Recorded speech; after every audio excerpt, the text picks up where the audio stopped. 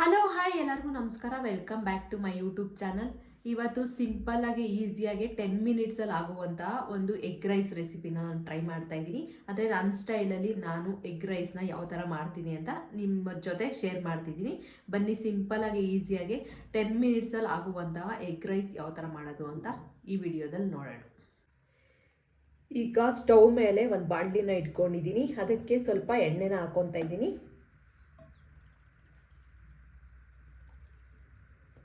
ಸ್ವಲ್ಪ ಎಣ್ಣೆನ ಹಾಕ್ಕೊಂಡಿದ್ದೀನಿ ಬಾಣಲಿ ಸ್ವಲ್ಪ ಬಿಸಿ ಆದಮೇಲೆ ಎಣ್ಣೆನ ಹಾಕ್ಕೊತಾ ಇದ್ದೀನಿ. ಎಣ್ಣೆ ಸ್ವಲ್ಪ ಕಾಯೋ ತನಕ ಬಿಡಿ. ಆದಮೇಲೆ ಇವಾಗ ನನಗೆ ಆಗಿದೆ 1 ಮಿನಿಟ್ ಅಷ್ಟೇ ಎಣ್ಣೆ ಕಾಯ್ದೋಗುತ್ತೆ. ಅವಾಗ ನಾನು ಸ್ವಲ್ಪ ಈರುಳ್ಳಿನ ಕಟ್ ಮಾಡ್ಕೊಂಡು ಇಟ್ಕೊಂಡಿದ್ದೀನಿ. ಸಣ್ಣದಾಗಿ 2 ಈರುಳ್ಳಿ ತೊಗೊಂಡಿದ್ದೀನಿ, ಚಿಕ್ಕದು 2 ಈರುಳ್ಳಿನ ಕಟ್ ಮಾಡ್ಕೊಂಡು ಇಟ್ಕೊಂಡಿದ್ದೀನಿ. ಈಗ ಎಣ್ಣೆಗೆ ಹಾಕ್ಕೊತಾ ಇದ್ದೀನಿ.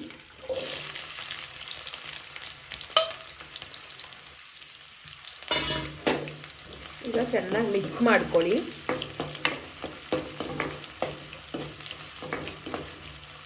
ಈರುಳ್ಳಿ ಸ್ವಲ್ಪ ಬ್ರೌನ್ ಕಲರ್ ಬರಬೇಕು, ಅಲ್ಲಿವರೆಗೂ ಚೆನ್ನಾಗಿ ಫ್ರೈ ಮಾಡ್ಕೊಳ್ಳಿ ಈರುಳ್ಳಿನ ಎಣ್ಣೆಯಲ್ಲಿ.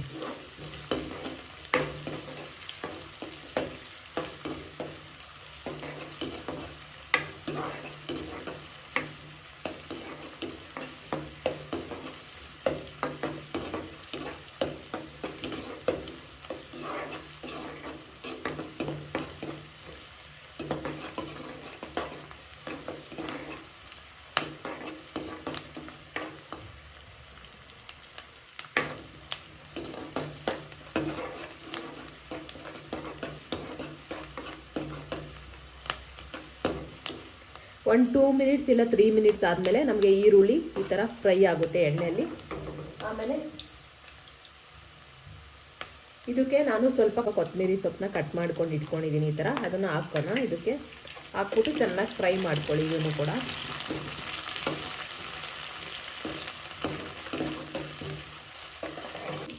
ಮೂರು ಮೊಟ್ಟೆನ ತೊಗೊಂಡಿದ್ದೀನಿ ನಾನು. 3 ಮೊಟ್ಟೆಯಲ್ಲಿ ಮಾಡ್ತಾ ಇರೋದು.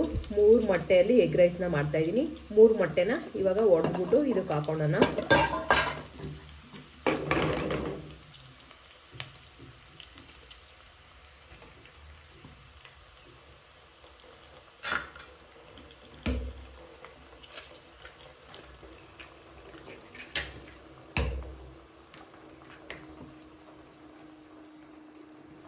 ಮೊಟ್ಟೆನ ಹಾಕೊಂಡ್ಮೇಲೆ ಸ್ವಲ್ಪ ಚೆನ್ನಾಗಿ ಫ್ರೈ ಮಾಡ್ಕೊಳ್ಳಿ.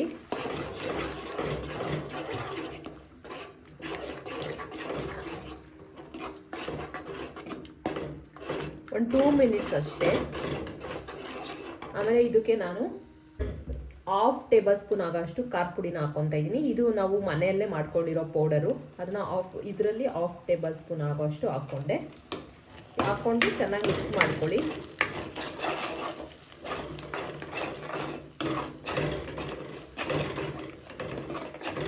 ಇದಕ್ಕೆ ನಾನು ಸ್ವಲ್ಪ ಬಿರಿಯಾನಿ ಪೌಡರ್ನ ಯೂಸ್ ಮಾಡ್ತಾ ಇದ್ದೀನಿ. ಸ್ವಲ್ಪ ಅಷ್ಟೇ, ಜಾಸ್ತಿ ಯೂಸ್ ಮಾಡ್ತಿಲ್ಲ.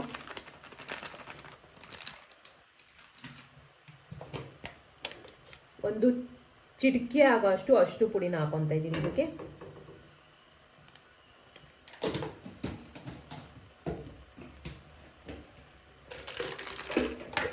ಒಂದು ಸ್ವಲ್ಪ ಚಿಲ್ಲಿ ಪೌಡರ್ನ ಹಾಕೊತಾ ಇದ್ದೀನಿ.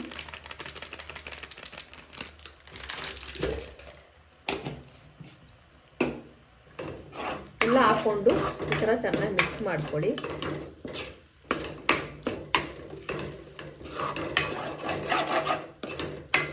ಈಗ ಸ್ಟವ್ನ ಆಫ್ ಮಾಡ್ಕೊಳ್ಳಿ. ರುಚಿಗೆ ತಕ್ಕಷ್ಟು ಉಪ್ಪನ್ನ ಹಾಕ್ಕೊತಾ ಇದ್ದೀನಿ. ನಿಮಗೆ ಎಷ್ಟು ಬೇಕೋ ಅಷ್ಟನ್ನ ಉಪ್ಪು ಹಾಕ್ಕೊಳ್ಳಿ. ನಾವು ರೈಸ್ ಮಾಡ್ಕೊಂಡಿರ್ತೀವಲ್ಲ, ರೈಸ್ಗೂ ಕೂಡ ಸ್ವಲ್ಪ ಉಪ್ಪು ಹಾಕಿರ್ತೀವಿ. ಆಮೇಲೆ ಸ್ವಲ್ಪ ಇದಕ್ಕೆ ಮಾತ್ರ ಸ್ವಲ್ಪ ಉಪ್ಪು ಹಾಕ್ಕೊತಾ ಇದ್ದೀನಿ. ಉಪ್ಪು ಹಾಕ್ಬಿಟ್ಟು ಚೆನ್ನಾಗಿ ಮಿಕ್ಸ್ ಮಾಡ್ಕೊಳ್ಳಿ ಇದನ್ನು.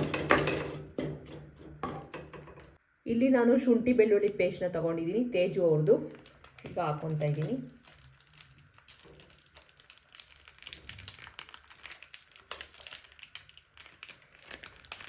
ನಾನು 10 ರೂಪೀಸ್ ಇದು ಶುಂಠಿ ಬೆಳ್ಳುಳ್ಳಿ ಪೇಸ್ಟು, ಬಟ್ ನಾನು ಆಫ್ ಅಷ್ಟೇ ಹಾಕ್ಕೊತಾ ಇದ್ದೀನಿ. ಇನ್ನು ಆಫ್ ಹಾಕ್ಕೊತಾ ಇಲ್ಲ, ಹಂಗೆ ಶುಂಠಿ ಬೆಳ್ಳುಳ್ಳಿ ಪೇಸ್ಟ್ನ ನಾನು ಸ್ವಲ್ಪ ಮಾತ್ರ ಹಾಕ್ಕೊಂಡಿದ್ದೀನಿ.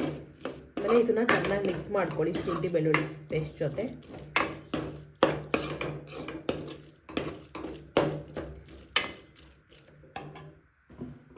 ಈಗ ಮತ್ತೆ ಸ್ಟವ್ನ ಆನ್ ಮಾಡಿಕೊಂಡಿದ್ದೀನಿ.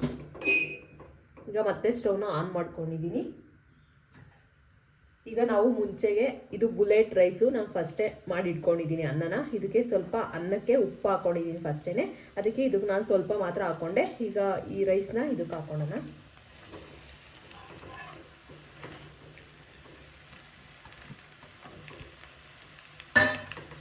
ರೈಸ್ನ ಹಾಕ್ಕೊಂಡು ಚೆನ್ನಾಗಿ ಮಿಕ್ಸ್ ಮಾಡ್ಕೊಳ್ಳಿ.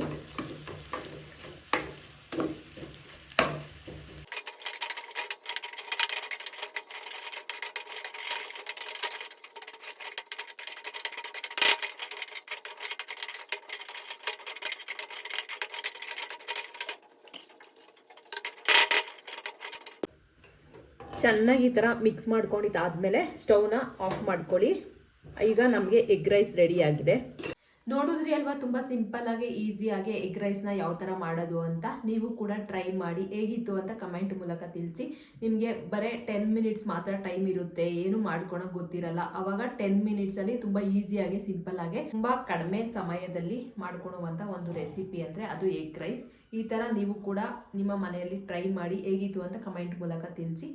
ಇದೇ ಥರ ಒಳ್ಳೊಳ್ಳೆ ರೆಸಿಪಿನ ಟ್ರೈ ಮಾಡ್ತಾ ಇರ್ತೀನಿ ನನ್ನ ವಿಡಿಯೋದಲ್ಲಿ. ಅದಕ್ಕೆ ನನ್ನ ಚಾನಲ್ನ ಸಬ್ಸ್ಕ್ರೈಬ್ ಮಾಡಿಕೊಂಡು ಸಪೋರ್ಟ್ ಮಾಡಿ. ಈ ವಿಡಿಯೋ ನಿಮ್ಗೆ ಏನಾದರೂ ಇಷ್ಟ ಆಗಿದ್ರೆ ಲೈಕ್ ಮಾಡಿ, ಶೇರ್ ಮಾಡಿ, ಮತ್ತು ಕಮೆಂಟ್ ಮಾಡಿ, ಮತ್ತು ಸಬ್ಸ್ಕ್ರೈಬ್ ಮಾಡೋದಂತೂ ಮರಿಬೇಡಿ. ಇದೇ ಥರ ಮುಂದಿನ ವಿಡಿಯೋದಲ್ಲಿ ಸಿಗ್ತೀನಿ. ಅಲ್ಲಿವರೆಗೂ ಟೇಕ್ ಕೇರ್, ಬಾಯ್ ಬಾಯ್.